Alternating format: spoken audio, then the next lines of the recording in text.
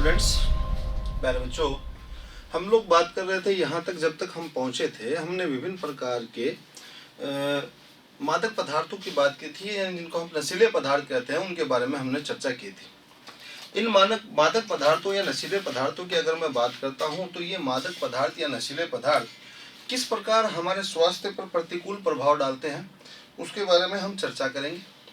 साथ साथ हम ये भी चर्चा कर रहे हैं, पिछले कई कक्षाओं से कई टॉपिक जो हमने पढ़े हैं उनमें हमने ये भी जाना है कि मानव के स्वास्थ्य पर इनका क्या प्रतिकूल प्रभाव पड़ता है।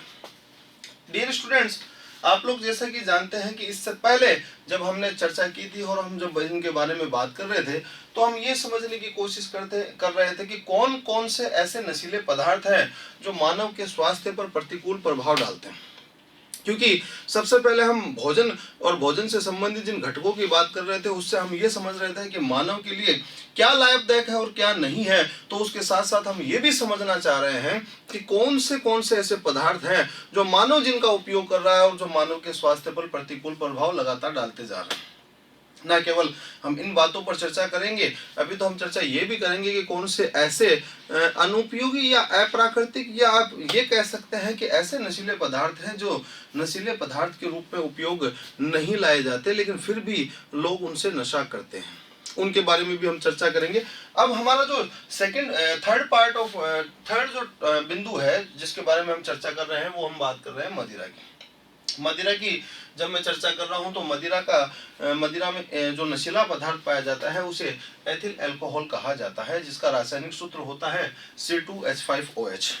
C2H5OH इसका रासायनिक सूत्र होता है और ये रासायनिक सूत्र के आधार पर आप ये समझ सकते हैं कि एक ही प्रकार का ये नशीला पदार्थ जिससे मदिरा से नशा हमें होता है वो C2H5OH मदिरा में पाया जाता है।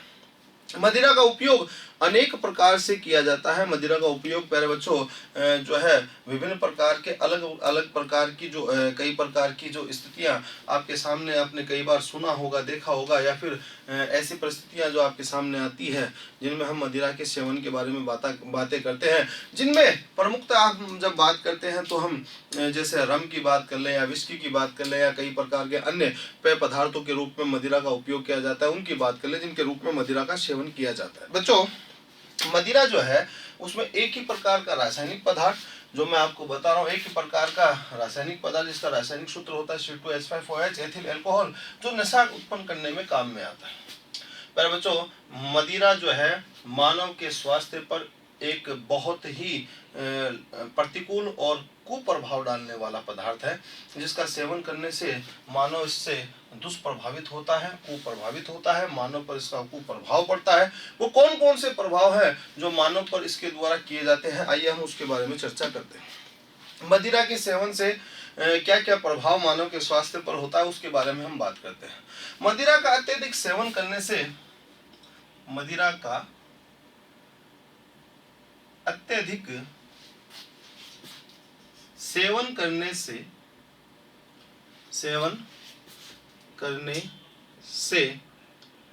यकृत द्वारा मदिरा को एसिटाल्डिहाइड में परिवर्तित कर दिया जाता है। किसमें परिवर्तित कर दिया जाता है? अगर आप मदिरा का सेवन अधिक कर लेंगे तो मदिरा को यकृत के द्वारा एसिटाल्डिहाइड में परिवर्तित कर दिया जाता है। एसिटाल्डिहाइड में परिवर्तित कर दिया जाता है, जो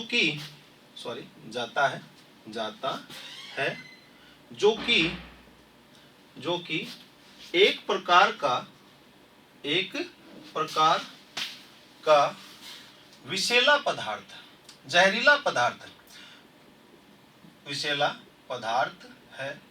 कभी कभी हम न्यूज़पेपर में या फिर न्यूज़ में सुनते हैं या सुनने को मिलता है कि शराब पीने से कुछ लोगों की मृत्यु हो गई। ऐसा वास्तव में क्यों हो जाता है कि शराब पीने से लोगों की मृत्यु हो जाती है? उसका प्रमुख कारण यही है। कारण क्या है? कारण यह है कि मदिरा जो पी जाती है, अल्कोहल जो लिक्विड के रूप में लिया जाता है, वह अल्कोहल को हमारे शरीर में जो यकृत है, जिसको लीवर कहा जाता है, लीवर के द्वारा इसको पचाने का काम किया जाता है। लेकिन कभी कभी जब मदिरा का सेवन क्या हो जाए, अधिक हो जाए, क्या हो जाए, मदिरा का अत्यधिक सेवन हो जाए, तो अत्यधिक सेवन करने पर यकृत जो है उस मदिरा को पचा नहीं पाता, उसको जो है सामान्य रूप में, जो सरलतम रूप में, जटिल से सरल रूप में जो चेंजेस करने वाले काम है वो लीवर नहीं कर पाता। ऐसे में क्या होता है, उस जो मदिरा को एक विशेष प्रकार के इस विशेष प्रकार के पदार्थ में परिवर्तित कर दिया जाता है, जिसे एसिटाल्डिहाइड कहा जाता है। ये एक प्रकार का विषैला पदार्थ है जिसके कारण व्यक्ति की मृत्यु भी हो जाती है। तो यहाँ समझने वाली बात हमारे लिए ये है कि मदिरा को यकृत द्वारा एसिटाल्डिहाइड में बदल दिया जाता है, जो एक प्रकार का विषैला पदार्थ है, जिससे मानव की मृत्यु भी हो जाती है। तो एक प्रमुख कुप्रभाव, जो सबसे बड़ा कुप्रभाव है, वो यही होता है जिसके द्वारा एसिटाल्डिहाइड में बदलकर व्यक्ति की मृत्यु हो जाती है। दूसरे नंबर पर अगर मैं बात करूं प्यारे बच्चों, अल्कोहल के प्रभाव से व्यक्ति का शरीर सामंजस्य और नियंत्रण कमजोर हो जाता है। शरीर का सामंजस्य नहीं बन पाता और शरीर का नियंत्रण की क्रिया भी नहीं हो पाती। किसके कारण? मदिरा के कारण। तो मदिरा के सेवन से नियंत्रण एवं समन्वय की क्रिया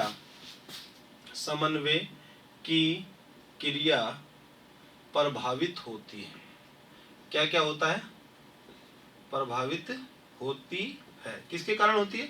मदिरा के कारण नियंत्रण और समन्वय की क्रिया प्रभावित होती है। यानी सामान्य रूप में जो नियंत्रण और समन्वय होना चाहिए, वो नियंत्रण और समन्वय की क्रिया जो सामान्य रूप में हमारा शरीर करता है, तंत्रिका तंत्र के द्वारा किया जाता है, मस्तिष्क के द्वारा किया जाता है, वो मस्तिष्क और तंत्रिका तंत्र के द्वारा जो नियंत्रण और समन्वय की क्रिया होती है वो प्रभावित होती है, वो सामान्य रूप में नहीं हो पाती। नियंत्रण और समन्वय की बात कर ली जाए तो इसके बाद मैं बात करता हूं नंबर 3 पर। मदिरा प्यारे बच्चों, एक मैं विशेष बात बताऊं आपको, विशेष प्रकार की स्थिति भी उत्पन्न करता है। होता क्या है, अगर अल्कोहल यानी मदिरा से स्मरण क्षमता में कमी आती है और तंत्रिका तंत्र प्रभावित होता है, मानव का जो स्मरण याददाश्त की जो क्रिया है वो प्रभावित होती है और उसके साथ साथ इसके कारण तंत्रिका तंत्र प्रभावित होता है। तो मदिरा यानी अल्कोहल के कारण, आप कहो तो अल्कोहल लिख देता हूँ, आप कहिए तो मदिरा लिख देता हूँ। अल्कोहल इसलिए लिख देता हूँ, ये एथिल अल्कोहल है इसलिए अल्कोहल बोल रहा हूँ, तो अल्कोहल लिख देता हूँ। अल्कोहल के कारण, एक ही बात है, मदिरा लिख दो, एक ही बात है। अल्कोहल के कारण तंत्रिका तंत्र प्रभावित होता है, तंत्रिका तंत्र प्रभावित होता है। अल्कोहल के कारण तंत्रिका तंत्र प्रभावित होता है तथा इंपॉर्टेंट बात, केवल तंत्रिका तंत्र ही प्रभावित नहीं होता, वरन क्या होता है, तंत्रिका तंत्र के साथ साथ व्यक्ति में स्मरण क्षमता, याददाश्त की जो क्षमता है वो भी कमजोर हो जाती है तथा स्मरण क्षमता प्रभावित होती है। स्मरण क्षमता क्या होती है भाई? प्रभावित होती है। किसकी होती है? जो अल्कोहल का सेवन करता है। तो ये दुष्प्रभाव है या कुप्रभाव है, चाहे आप ये बात कर लीजिए कि मदिरा को एसिटाल्डिहाइड में बदल दिया जाता है, नियंत्रण और समन्वय की क्रिया प्रभावित होती है, तंत्रिका तंत्र प्रभावित होता है और उसके साथ साथ आप ये कह सकते हैं कि स्मरण क्षमता भी प्रभावित होती है। इसके साथ ही अगर मैं बात करूं मदिरा की, तो प्यारे बच्चों मदिरा जो है इसके प्रभाव से वसीय यकृत नामक रोग हो जाता है। मदिरा के सेवन से वसीय यकृत, जिसको हिंदी भाषा में, अंग्रेजी भाषा में आप लीवर सिरोसिस कह सकते हैं, तो मदिरा के सेवन से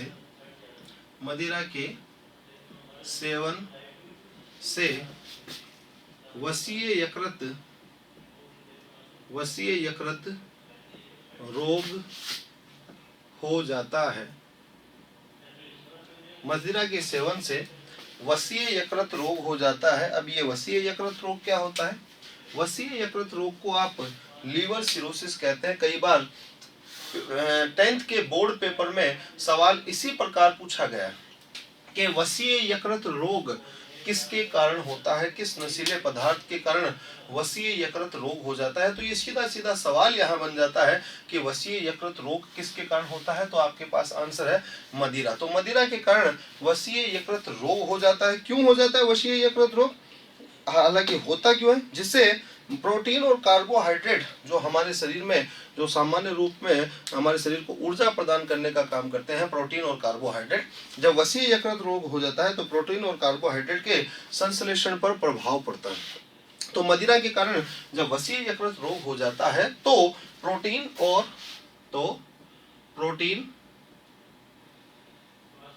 व कार्बोहाइड्रेट के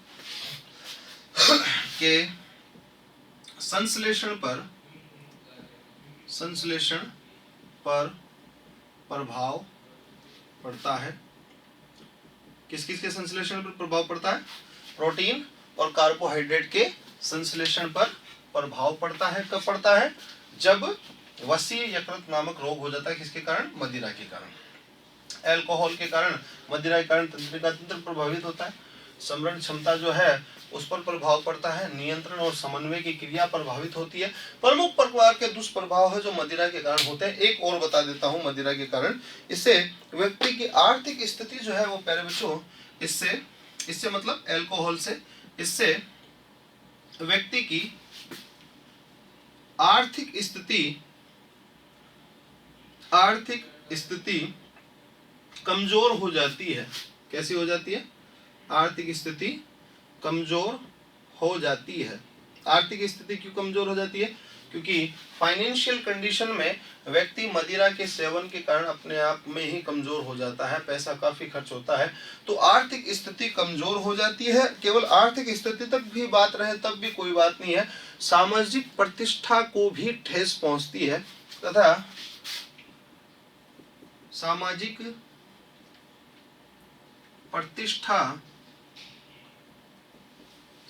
प्रतिष्ठा को ठेस पहुंचती है। तो ये सारे दुष्प्रभाव किसके कारण है बच्चों, मदिरा के कारण होने वाले दुष्प्रभाव है।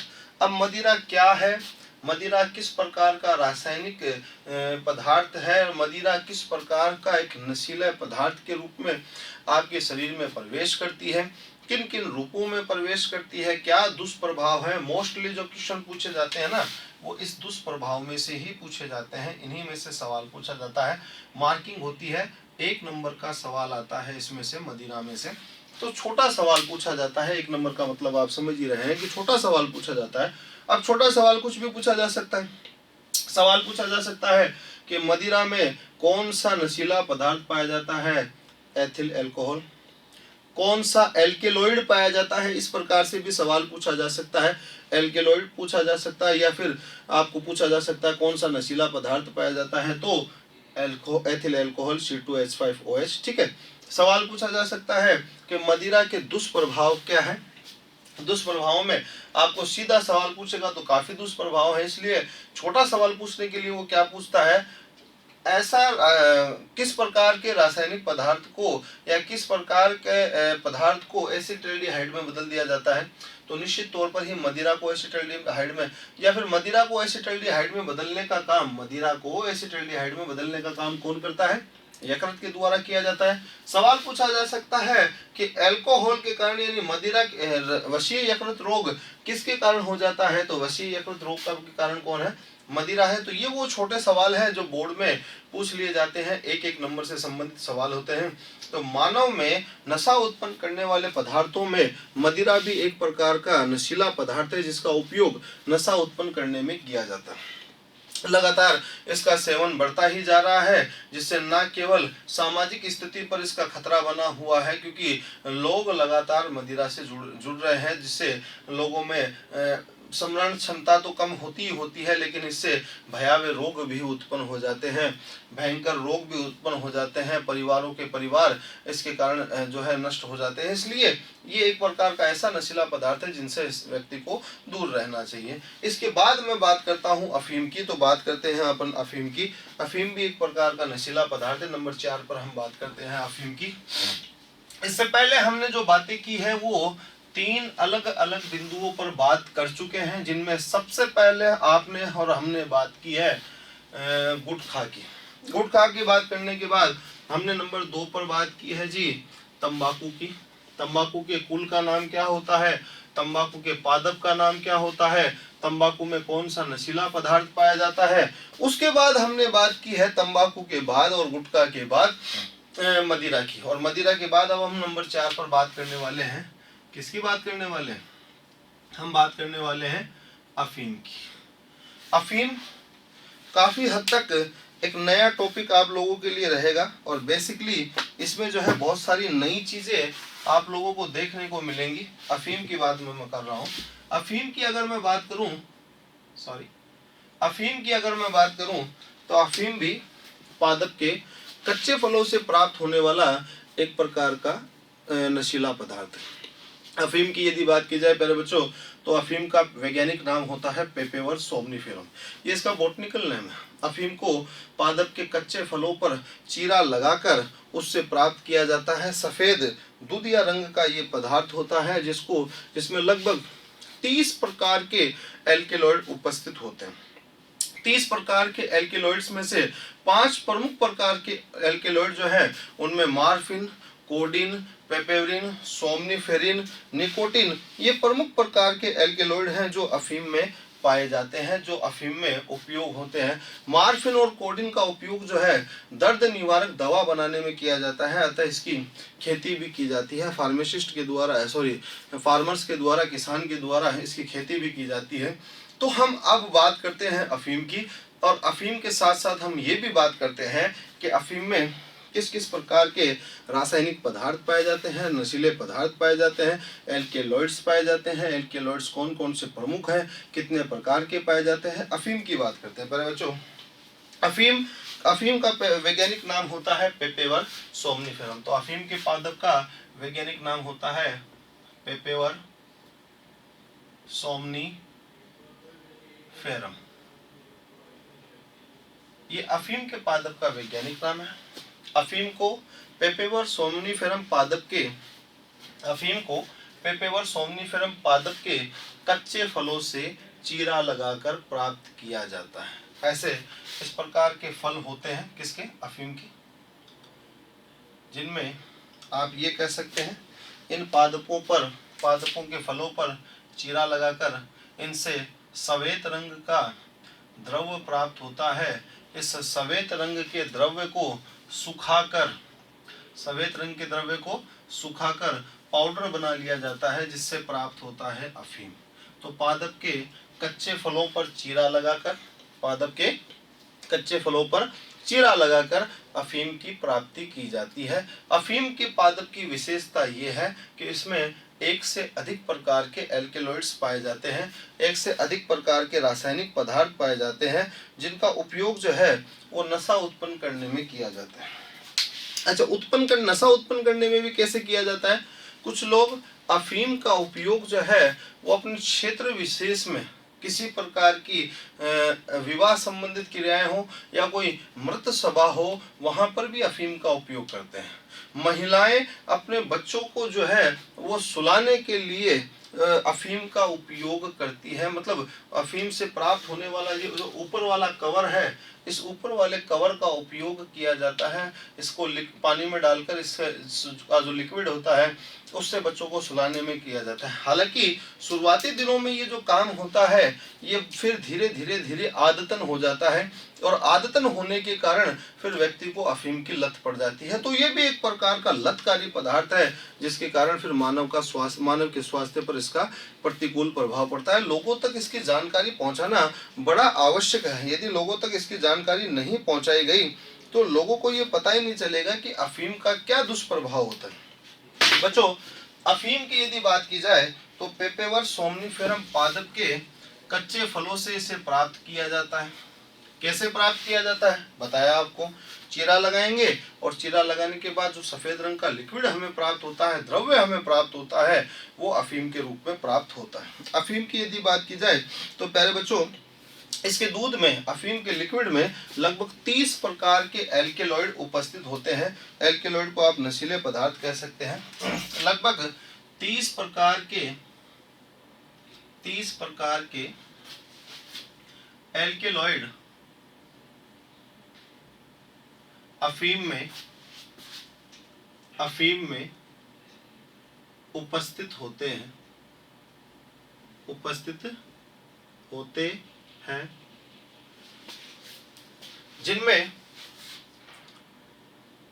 जिनमें प्रमुख 5 प्रकार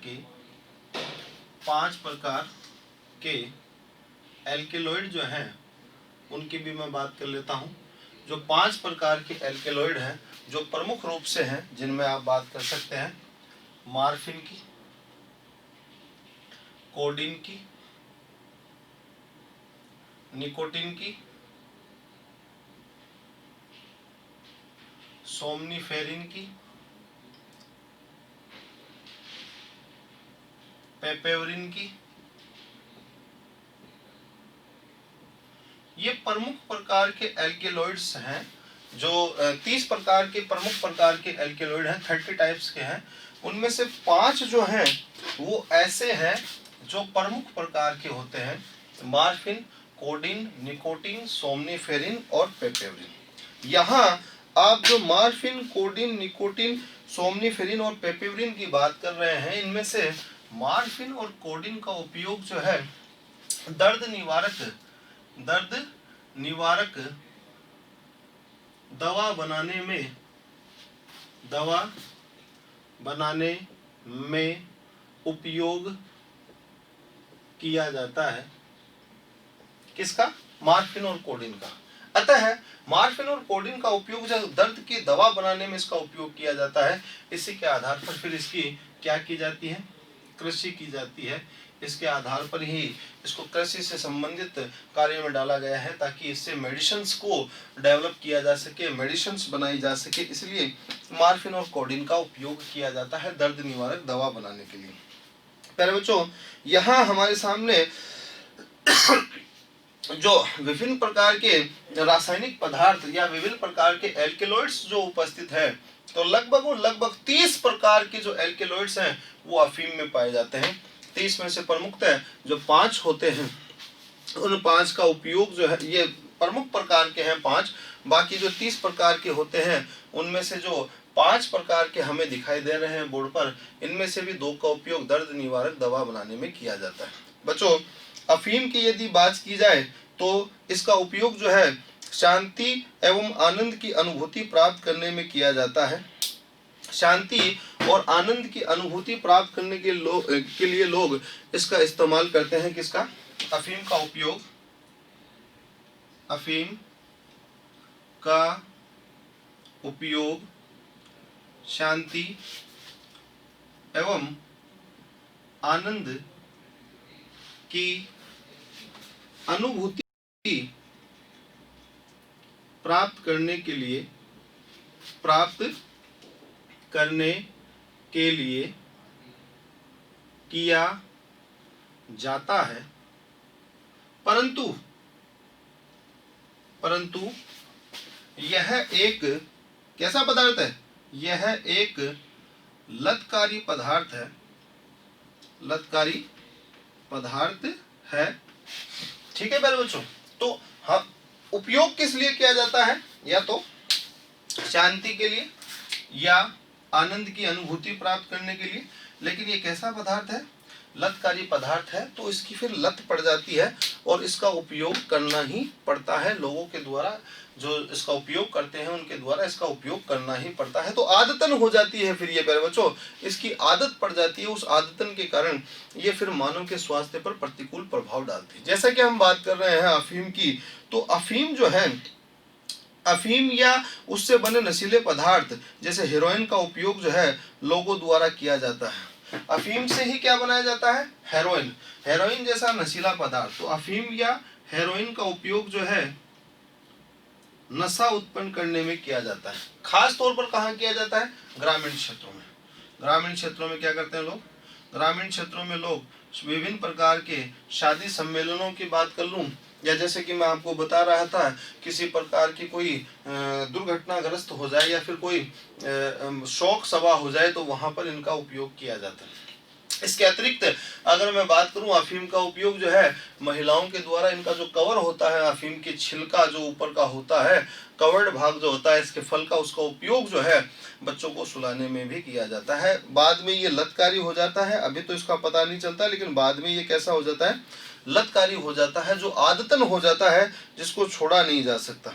ऐसी स्थिति में अफीम जो है वो मानव के स्वास्थ्य पर प्रतिकूल प्रभाव डालता है, और प्रतिकूल प्रभाव भी कुछ ऐसा होता है जिससे मानव का स्वास्थ्य है वो एक समय के पश्चात धीरे धीरे बिगड़ने लगता है। बच्चों, क्या अफीम के भी, जैसे हमने तंबाकू के दुष्प्रभाव देखे हैं, जैसे हमने दुष्प्रभाव देखे हैं आपके गुटखा के भी, जिससे जबड़ा नहीं खुल पाता, जिससे हम बात कर रहे थे मदिरा के दुष्प्रभाव के, क्या अफीम के भी दुष्प्रभाव है?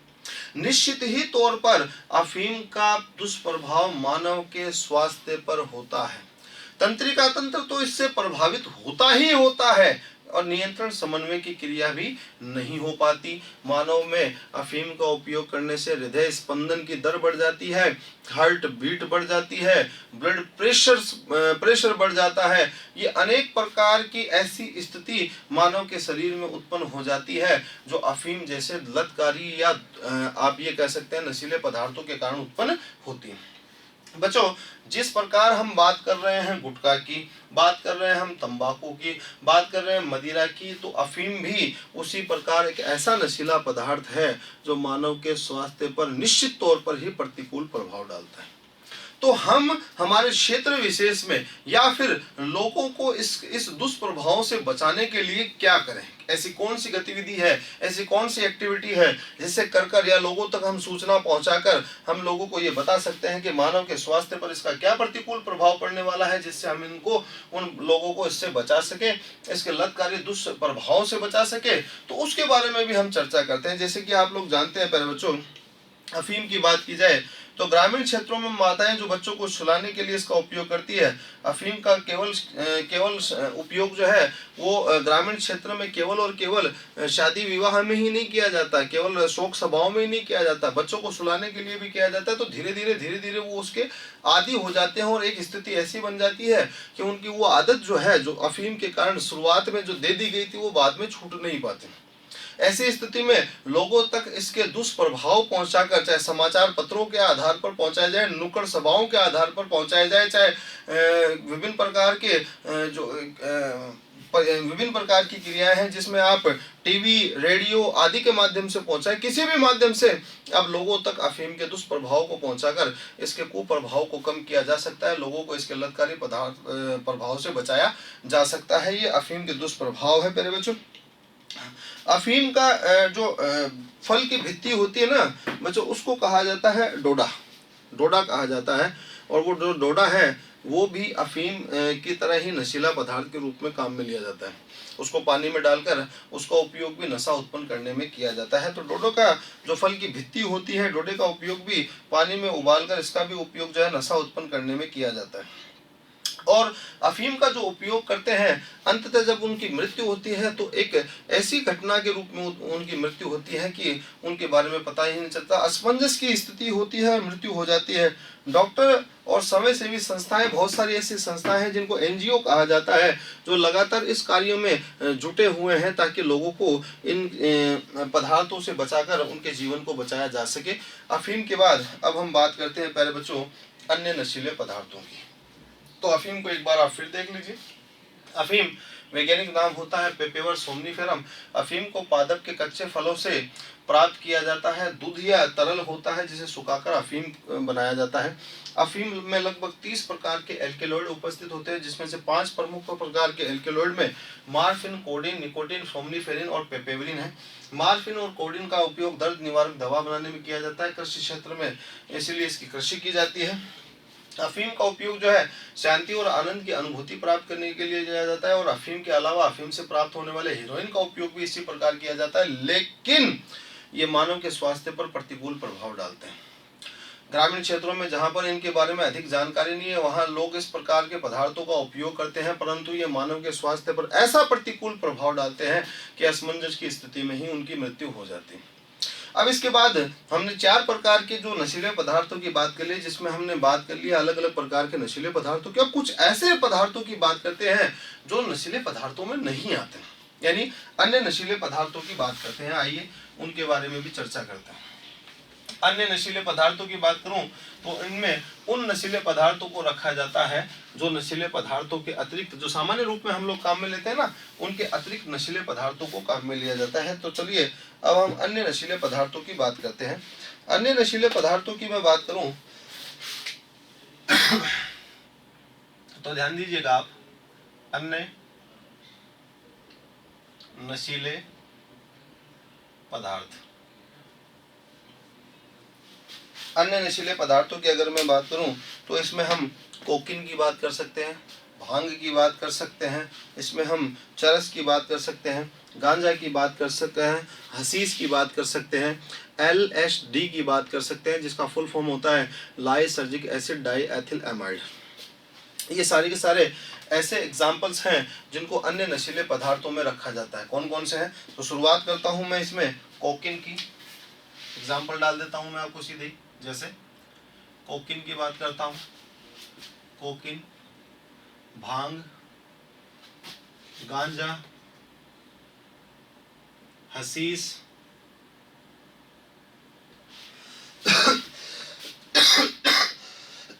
सॉरी, कोकीन, भांग, गांजा, हशीश, चरस। फिर नीचे आ जाता हूं, ऊपर वाली लाइन छोड़ देता हूं, नीचे आ जाता हूं LSD। LSD इसलिए मैंने अलग से लिखा है क्योंकि LSD का बोर्ड में सवाल पूछा जाता है। LSD का बोर्ड में सवाल पूछा जाता है। Lysergic acid diethyl amide, ethyl amide, ये इसका पूरा नाम है जो बोर्ड में पूछा जाता है। कितने नंबर का पूछा जाता है? इसके लिए मार्क दिया जाता है 1 नंबर के मार्क का। ये बोर्ड में सवाल आता है, सवाल पूछ लिया जाता है LSD का पूरा नाम लिखिए, तो आप लिख सकते हैं लाइसर्जिक एसिड डाइएथिल एमाइड, ये LSD का पूरा नाम है। ये हमने कुछ ऐसे उदाहरणों की बात की है जो अन्य नशीले पदार्थों के रूप में सेवन किए जाते हैं, उपयोग लाए जाते हैं, इनको नशा उत्पन्न करने के लिए उपयोग लाया जाता है। तो हमने जो नशीले पदार्थों की बात की है तो उसके साथ साथ कुछ ऐसे पदार्थों की बात कर रहे हैं जो अन्य नशीले पदार्थों के रूप में उपयोग लाए जाते हैं, जिनको नशा उत्पन्न करने के लिए ही उपयोग लाया जाता है। प्यारे बच्चों, जैसा कि हम लोग चर्चा कर रहे हैं नशीले पदार्थों की, तो इनका उपयोग भी नशा उत्पन्न करने में ही किया जाता है। ये अन्य नशीले पदार्थ हैं। अन्य नशीले पदार्थों के बाद मैं बात करता हूं अगले छोटे से टॉपिक की, मैं बात करता हूं दवाओं के दुष्प्रभाव की। तो नए टॉपिक की मैं बात करता हूं, आप ध्यान दीजिएगा, दवाओं के दुष्प्रभाव।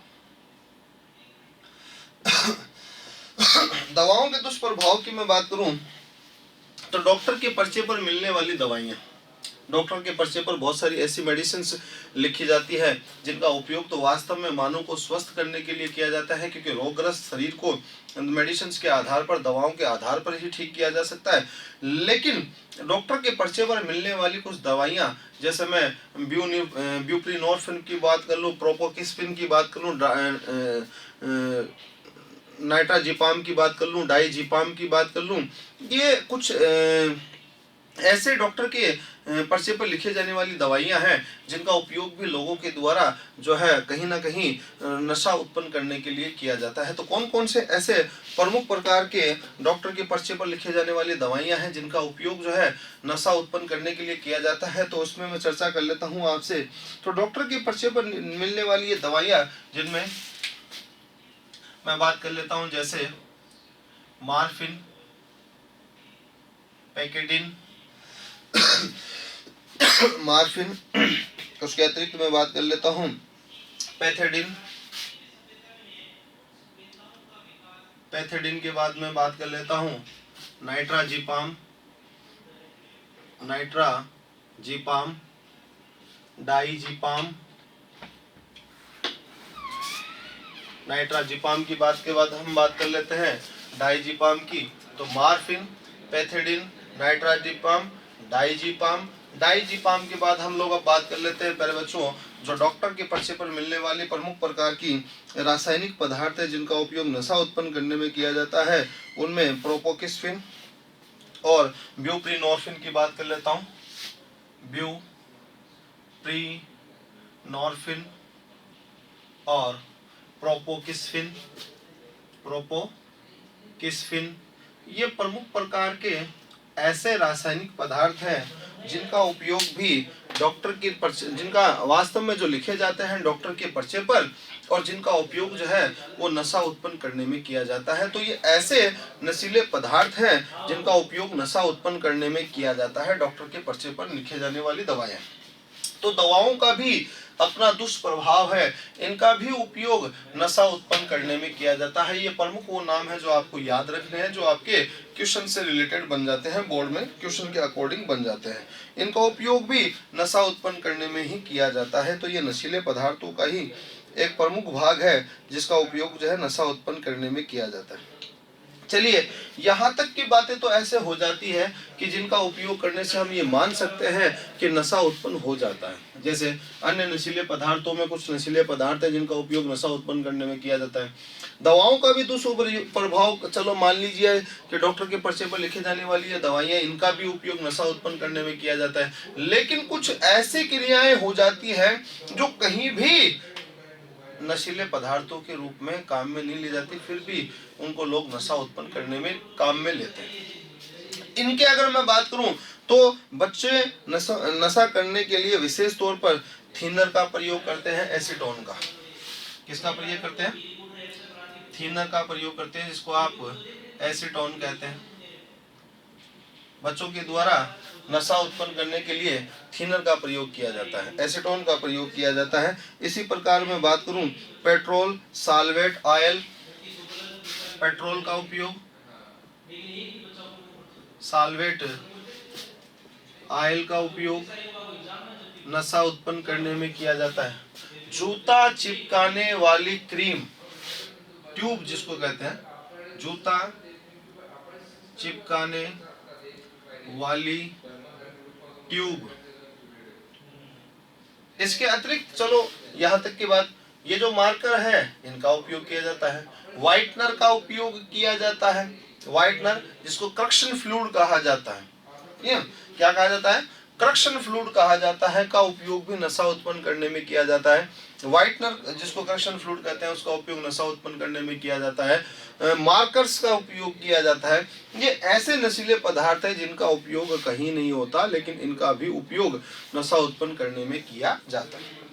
तो ये कुछ अन्य ऐसे बिंदु हैं जिनका उपयोग भी नशा उत्पन्न करने में किया जाता है। यहाँ जो सवाल बन सकता है बोर्ड में वो LSD का बन सकता है, या डॉक्टर के पर्चे पर मिलने वाली दवाइयों का नाम कोई एक पूछ ले, इस आधार पर ये सवाल बन सकता है।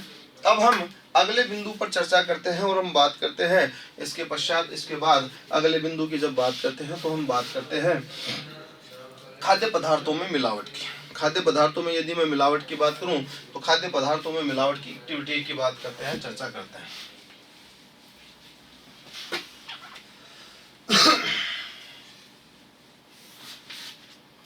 बच्चों बात करते हैं नए टॉपिक की और बात करते हैं खाद्य पदार्थों में मिलावट। सबसे पहले तो हमारे लिए जो यहाँ पर चैलेंज वाली बात आ जाती है वो ये आ जाती है कि मिलावट किसे कहा जाता है। हमारे लिए तो पहला चैलेंज तो यही है ना कि मिलावट किसे कहा जाता है। फिर दूसरा चैलेंज हमारे पास ये आ जाता है, मिलावट को जानने के बाद दूसरा चैलेंज जो हमारे पास आता है वो आता है दुष्प्रभाव का। इसके क्या दुष्प्रभाव है उसके बारे में हम चर्चा करेंगे। तो पहला बिंदु तो हमारे पास ये आ जाता है कि खाद्य पदार्थों में मिलावट क्या है, किस प्रकार होती है, और दूसरा चैलेंज ये आ जाता है कि इसका दुष्प्रभाव क्या है। आज के इस दौर में हर एक प्रकार के खाद्य पदार्थ जो मार्केट में मिलते हैं आपको, वो कहीं ना कहीं मिलावट से जुड़े हुए हैं। उनमें मिलावट की क्रिया आपको देखने को ही मिलेगी। कई ऐसे उदाहरण मैं आपको दे दूंगा जिसके बाद आप उन खाद्य पदार्थों को भोजन के रूप में ग्रहण करने से ही रुक जाएंगे। कोल्ड ड्रिंक की मैं बात करता हूँ, चाहे मैं दूध की बात करता हूँ, जो सिंथेटिक दूध आजकल मार्केट में बिकता है, जिनसे मिठाइयाँ बनती हैं, जिनसे भोज्य पदार्थ बनते हैं, जो कहीं ना कहीं केवल और केवल मानव के स्वास्थ्य पर बस प्रतिकूल प्रभाव ही तो डालते हैं। कोल्ड ड्रिंक की बात कर लूं तो आपका टॉयलेट क्लीनर जो है जिससे आप टॉयलेट साफ करते हैं, वो और कोल्ड ड्रिंक लगभग एक दूसरे के समतुल्य ही होते हैं। ऐसे ही विभिन्न प्रकार के रासायनिक पदार्थ कोल्ड ड्रिंक में भी मिलाए जाते हैं, जो न केवल आपके शरीर में रोग उत्पन्न करते हैं, मोटापा बढ़ा देते हैं, मधुमेह बढ़ा देते हैं, डायबिटीज बढ़ा देते हैं, अनिद्रा की स्थिति उत्पन्न कर देते हैं। इनमें विभिन्न प्रकार के जो रासायनिक पदार्थ मिलाए जाते हैं, मानव के स्वास्थ्य पर प्रतिकूल प्रभाव डालते हैं। सब्जियों को, फलों को तैयार करने के लिए, भोजन को अच्छा दिखाने के लिए मार्केट में आज जिस प्रकार की स्थिति बनी हुई है, वो मिलावट और मिलावट के आसपास की ही स्थिति है। तो मिलावट वास्तव में क्या है? खाद्य पदार्थों में अखाद्य पदार्थों को मिलाना ही मिलावट कहलाता है। यानी आप भोज्य पदार्थों में नहीं भोजन के रूप में जो ग्रहण किए जाते हैं उन पदार्थों को मिला दे, इस क्रिया को ही मिलावट कहा जाता है। मिलावट क्यों की जाती है? मिलावट के दो कारण हैं। पहला कारण है भोजन को अच्छा दिखाने के लिए, भोजन को अच्छा दिखाने के लिए मिलावट का कार्य किया जाता है। और दूसरा कारण क्या है? दूसरा कारण ये है भोजन का जो है क्वांटिटी को बढ़ाने के लिए, आप क्या कह सकते हैं, क्वांटिटी को, भोजन की मात्रा को बढ़ाने के लिए भी मिलावट की जाती है। तो क्वांटिटी को बढ़ाने के लिए, मात्रा को बढ़ाने के लिए मिलावट की जाती है, और गुणवत्ता को अच्छा दिखाने के लिए मिलावट की जाती है। चाहे वो कलर की बात कर लो, भोजन के ऊपर अच्छा कलर डालकर, जैसे कि मिठाइयों में किया जाता है, या फिर आप अपने आसपास जहाँ पर सब्जियां मिलती हैं वहाँ पर आप देख लीजिए, चाहे विभिन्न प्रकार के फलों को तैयार करने के लिए चाहे कार्बाइड या विभिन्न प्रकार के रसायनों का उपयोग किया जाता है। तो मिलावट और मिलावट के आसपास की स्थितियां बनती है। मिलावट कहते हैं किसे? देखिएगा, खाद्य पदार्थों में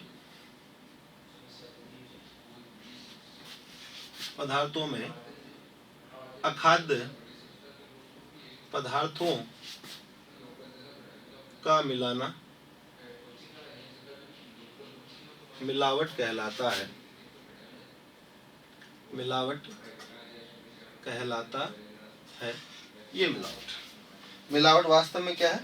खाद्य पदार्थों में अखाद्य पदार्थों का मिलाना ही क्या कहलाता है? मिलावट कहलाता है। ये मिलावट। अगर मैं मिलावट की बात कर लूं, खाद्य पदार्थों में अखाद्य पदार्थों को मिलाने की बात कर लूं, मिलावट की बात कर लूं, तो मिलावट दो कारणों से किया जाता है। पहला खाद्य पदार्थों की गुणवत्ता को अच्छा दिखाने के लिए, खाद्य पदार्थों की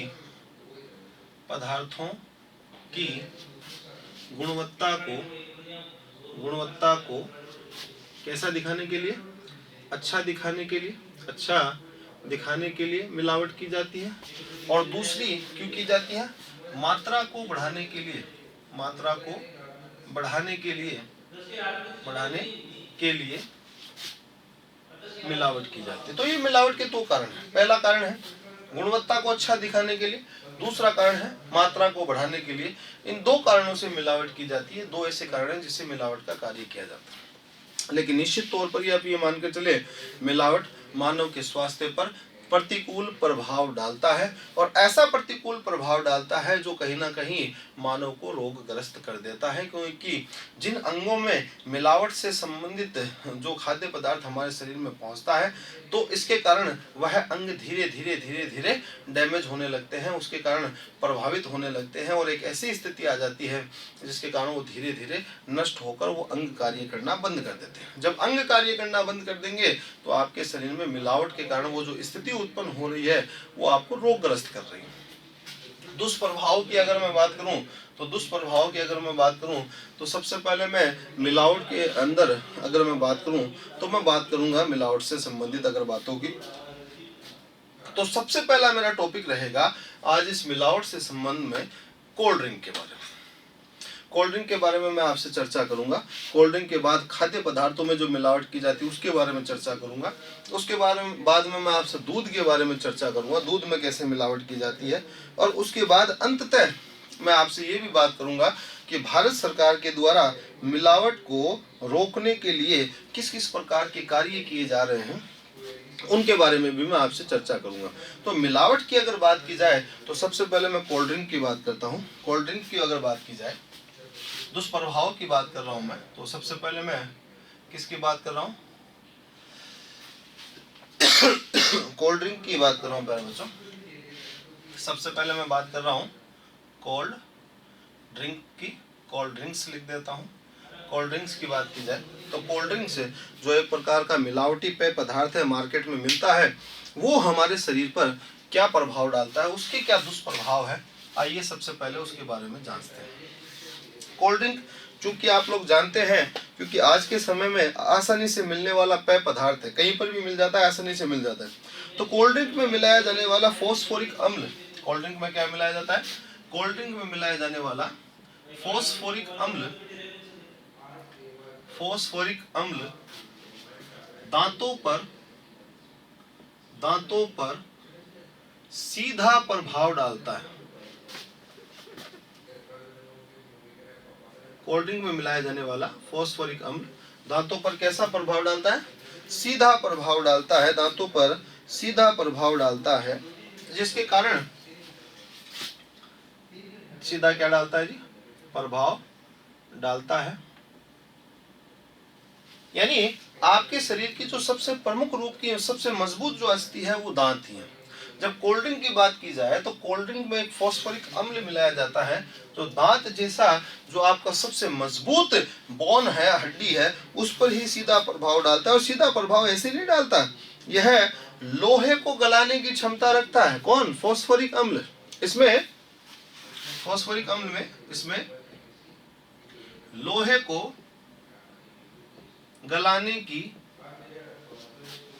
की क्षमता होती है। तो अगर ये लोहे को गलाने की क्षमता रखता है तो आपके दांतों पर तो निश्चित तौर पर ही कहीं ना कहीं दुष्प्रभाव तो डालता ही होगा। तो क्या मिलावट आपके शरीर पर प्रभाव नहीं डाल रही है? निश्चित तौर पर डाल रही है। नंबर 2 की अगर मैं बात करूं, फॉस्फोरिक अम्ल की बात हो गई, एथिलीन ग्लाइकोल की बात करता हूं मेरे बच्चों।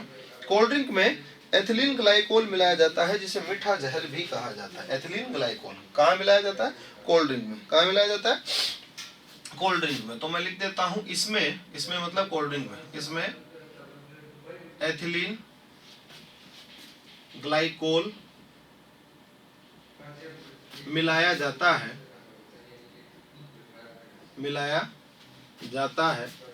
जो मीठा जहर कहलाता है। मीठा जहर किसे कहते हैं? Ethylene glycol. मीठा जहर कहते हैं या मीठा जहर कहलाता है। मीठा जहर कहलाता है। मीठा जहर क्या होता है भाई? कहलाता है। कौन कहलाता है? एथिलीन ग्लाइकोल, जो मीठा जहर कहलाता है। अच्छा, ये क्या करता है मीठा जहर? यह पानी को ना, जल को 0 डिग्री पर, 0 डिग्री सेल्सियस पर जमने नहीं देता। यह जल को 0 डिग्री सेल्सियस पर, एक सेकंड ब्लैक पेन यूज करना पड़ेगा मेरे को, 0 डिग्री सेल्सियस लिख देता हूँ, एक ही बात है। यह जल को 0 डिग्री सेल्सियस पर, 0 डिग्री पर जमने नहीं देता। ठीक है। कौन? एथिलीन ग्लाइकोल जल को 0 डिग्री पर जमने नहीं देता। किसकी बात कर रहा हूँ? मैं बात कर रहा हूँ कोल्ड ड्रिंक में मिलाए जाने वाले रासायनिक पदार्थों की। तो इन आधारों पर हम ये समझ सकते हैं कि कहीं ना कहीं कोल्ड ड्रिंक जो है हमारे स्वास्थ्य पर प्रतिकूल प्रभाव डालता है।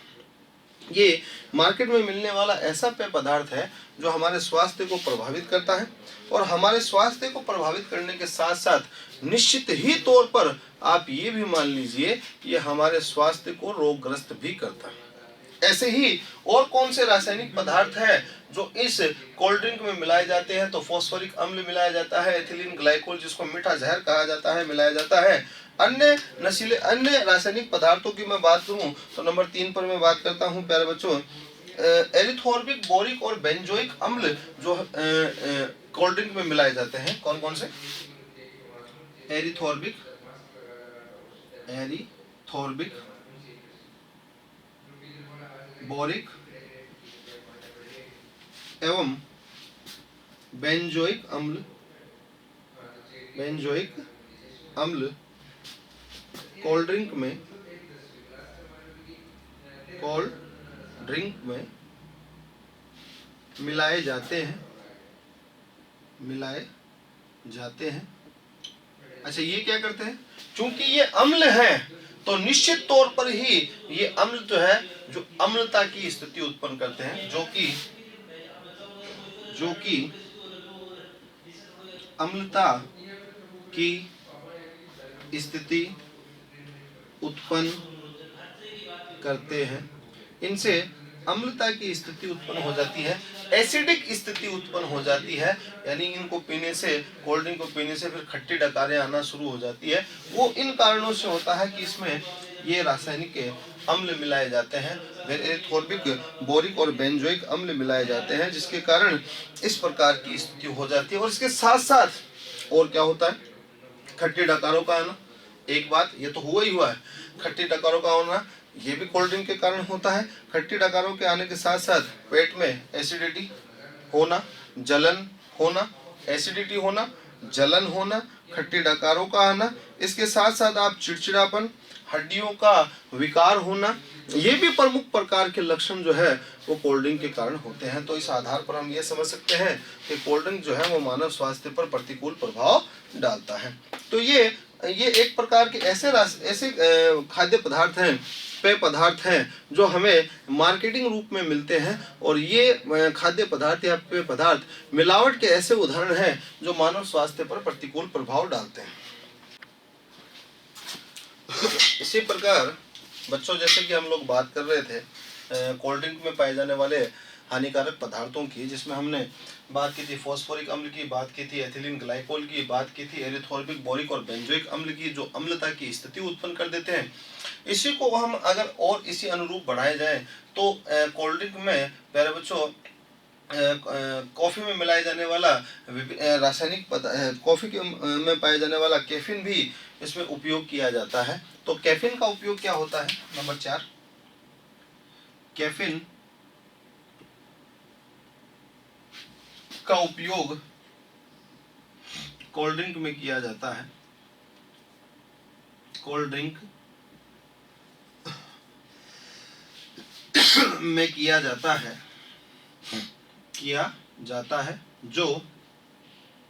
जो अनिद्रा की स्थिति उत्पन्न करता है। तो क्या कोल्ड ड्रिंक में मिलाया जाने वाला कैफीन आपके लिए हानिकारक है?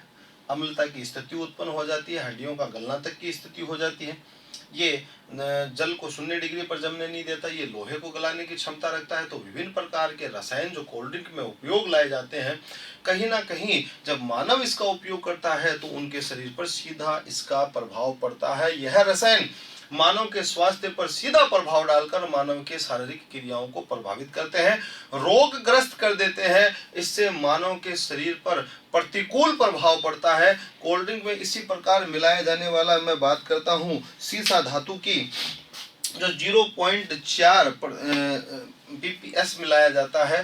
सीसा धातु की यदि मैं बात करूं तो सीसा धातु को भी कोल्ड ड्रिंक में मिलाया जाता है, जो यकृत, वृक्क और मस्तिष्क पर सीधा प्रभाव डालता है। तो मैं बात करता हूं सीसा धातु की।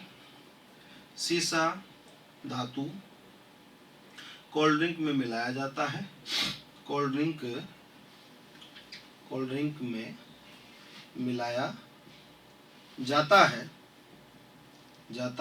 जो मस्तिष्क, यकृत व वृक्क पर सीधा प्रभाव डालता है। सीधा क्या डालता है भाई? प्रभाव डालता है। अभी तक तो हम बातें पढ़ रहे हैं कि कोल्ड ड्रिंक में क्या क्या मिलाया जाता है और वो मानव के शरीर पर किस प्रकार प्रभाव डालता है। इसके बाद अगर मैं बात करूं कोल्ड ड्रिंक में ही, तो अभी तक हमने 5 बिंदुओं की बात की है, कुछ और मैं आपको बता देता हूं कोल्ड ड्रिंक से हमारे स्वास्थ्य पर होने वाले प्रभावों की, दुष्प्रभावों की बात कर रहा हूं मैं। तो इसी प्रकार कोल्ड ड्रिंक में कीटनाशक मिलाया जाता है और ये कीटनाशक हमारे स्वास्थ्य पर प्रतिकूल प्रभाव डालता है। कोल्ड ड्रिंक में कीटनाशक का उपयोग किया जाता है, कीटनाशक मिलाया जाता है। किस में मिलाया जाता है? कोल्ड ड्रिंक में कीटनाशक मिलाया जाता है जो मानव स्वास्थ्य पर प्रतिकूल प्रभाव डालता है। प्रतिकूल प्रभाव उस सीसा धातु के द्वारा भी होता है और कीटनाशक के द्वारा भी होता है जो कोल्ड ड्रिंक में मिलाया जाता है। ये कोल्ड ड्रिंक में मिलाए जाने वाले ऐसे रसायन हैं या ऐसे आप ये कह सकते हैं धातु हैं जिनका उपयोग कोल्ड ड्रिंक में स्वादिष्ट बनाने के लिए किया जाता है, जिसका उपयोग कोल्ड ड्रिंक को एक ऐसा पदार्थ बनाने के लिए किया जाता है जो मानव जिसका सेवन करे, लेकिन मानव के सेवन करने पर यह मानव के स्वास्थ्य पर भयंकर प्रतिकूल प्रभाव डालता है। इसी प्रकार मैं आगे बात करूं प्यारे बच्चों, तो कोल्ड ड्रिंक के कारण मानव में उपापचय दर बढ़ जाती है। कोल्ड ड्रिंक के कारण मानव में उपापचय दर क्या हो जाती है? प्रभावित होती है। कोल्ड ड्रिंक की अगर बात की जाए तो ये मानव के उपापचय दर को प्रभावित करती है। प्रभावित क्या करती है? ये नष्ट ही कर देती है। एक तरीके से मानव की उपापचय दर जो है इसके कारण प्रभावित होती है। रोगों की अगर मैं बात करूं तो कोल्ड ड्रिंक के कारण, कोल्ड ड्रिंक में अत्यधिक कैलोरी होती है जिसके कारण मोटापा जैसा रोग हो जाता है। अत्यधिक कैलोरी होने के कारण मोटापा हो जाता है। इसके अलावा मधुमेह यानी डायबिटीज रोग हो जाती है। चिड़चिड़ापन जैसी स्थिति उत्पन्न हो जाती है। अनिद्रा जैसी स्थिति उत्पन्न हो जाती है। बीपी यानी ब्लड प्रेशर होने लगता है। किसके कारण? कोल्ड ड्रिंक के कारण। क्या मानव स्वास्थ्य पर प्रतिकूल प्रभाव हो रहा है? इसी प्रकार प्यारे बच्चों में बात करूं, कोल्ड ड्रिंक में मिलाया जाने वाला सिंथेटिक जो कलर है, कोल्ड ड्रिंक में मिलाया जाने वाला सिंथेटिक जो कलर है ये भी मानव स्वास्थ्य पर प्रतिकूल प्रभाव डालता है। इस आधार पर हम ये कह सकते हैं कि कोल्ड ड्रिंक ऐसा पेय पदार्थ है जो मिलावट का ऐसा उदाहरण है जिसको समझकर हम ये समझ सकते हैं कि मिलावटी पदार्थ किस प्रकार मानव के स्वास्थ्य पर प्रतिकूल प्रभाव डालते हैं। तो प्रतिकूल प्रभावों की हम बात कर रहे हैं।